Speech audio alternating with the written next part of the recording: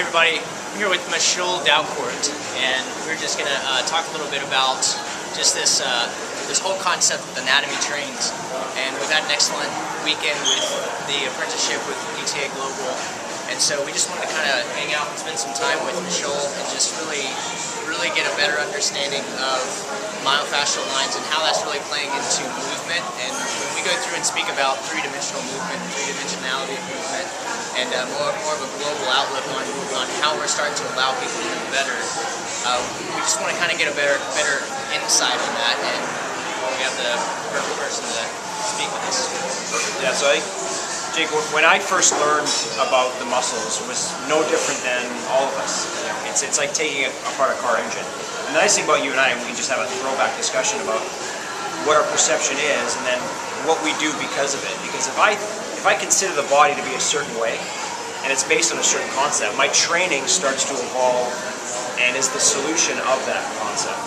So when we start to change our concepts and we start to change our mental model of how the body is structurally designed and put together, all of a sudden the application on the other end begins to change automatically.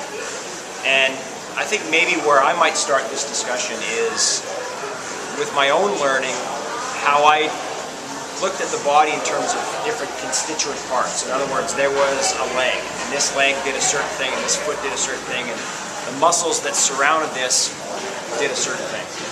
And when we start to learn about the muscles, they don't need to cross a joint to have impact on the joint. And when we think about what surrounds the muscle and what, like you learn about in anatomy trains, there is no distinguishing characteristic of muscle and then the fascia. They are linked. And they're linked by design. And so when we start to see these longitudinal maps of anatomy, and we start to dissect the body in more of a holistic context, then it starts to change a little bit. And one of the things that I learned was that we had an understanding that muscles lived in a certain area, and that they were kind of agonists and antagonists. So we've kind of learned that term in our industry.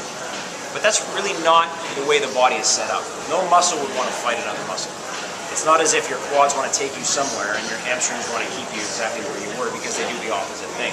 In fact, when we look at it, if we wanted to assess what the body is designed to do, we would look at muscles and their relationships in different planes of motion to see where they're synergistic. Because one of the big concepts that was a big light bulb for me was that there is no such thing as an antagonistic relationship in the human body. But when you look at muscles like the hip flexor and hip extender, the TFL and the glutes, you'd say, well, yeah, one's flexing the hip and one's extending the hip. Well, that's in the sagittal plane.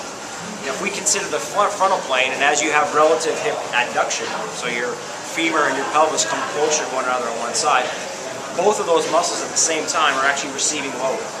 And if they can receive energy to a greater degree, you've got a more forceful production of force, ultimately. And so you touched on this idea of, well, now we're looking at these slings of anatomy, where muscles go once they've ended, so to speak. And then you also talked about this idea of three-dimensionality. We're learning about three-dimensionality. Well, why? Why is three-dimensional motion and training so important for us? And one of the underpinning reasons why is we might say when you start to train in all three planes of motion, you start to reinforce the synergies of the body. And if we reinforce the synergies of the body, we have more vitality. We have more efficiency. We have more force production. And so that's one of the key characteristics. The other thing is even the tibialis anterior and posterior. It's by no mistake that your tibialis anterior starts in a line of anatomy that starts on the lateral aspect of the thigh, comes down, crosses the knee, and as soon as it crosses the knee, it starts to dive medially and go to the medial aspect of the foot. The tibialis posterior starts on the fascia up the chain, comes running through the pelvis on the inside part of the medial aspect of the thigh, and as it crosses the level of the knee, it shoots out more laterally before it comes back medial again. And then we scratch our head and go, well, why would that be?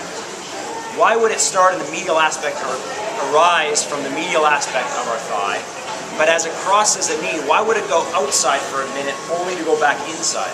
And the reason being is because in the frontal plane and the transverse plane, the tibialis anterior and the tibialis posterior have a very synergistic relationship. So much so that they actually do the same thing at the same time in the body.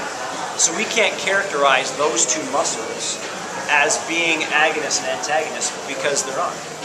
And if we did, we'd characterize those two relationships only in one plane motion, the sagittal, and they have very little influence on the body's motions in the sagittal plane. They are much more a frontal plane muscle and a transverse plane muscle. So the cool part for us, as we start to put a different context on the body, especially as the students, as you put a different context in the body, the key consideration is, if we want to truly learn anatomy, it's really trying to understand the relationships of the body. The more we can understand the relationships of the body, Jake, the more we're going to understand the body. And that's what these fascial lines do. You know, they kind of connected the dots a little bit, but it's still incomplete, right? Because to take these lines out of the body, you're still cutting it out of the whole. It's more towards the truth, but even as Tom would say, we're not there yet. It's just it's just taking a step towards it. So that's the fun stuff, is that we're putting the car engine back together, so to speak, to see how all these things relate to one another, to see how effective we can be at producing motion in an efficient way, in a very productive and forceful way. So that's the neat part.